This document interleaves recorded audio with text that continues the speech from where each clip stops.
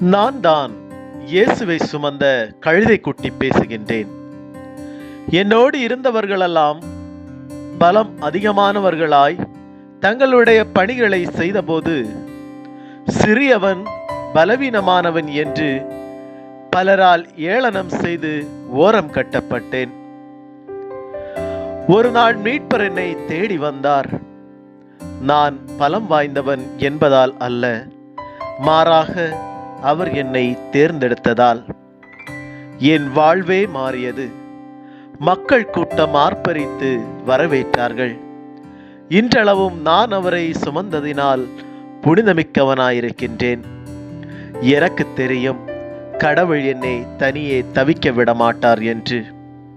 ஆக அன்பு உள்ளங்களே, உங்களுடைய வாழ்வில் கடவுள் ஒரு திட்டம் வகுத்திருக்கிறார். அத்திட்டத்திற்காக கடவுளை நம்பியிரு, வாழ்வடைவாய்.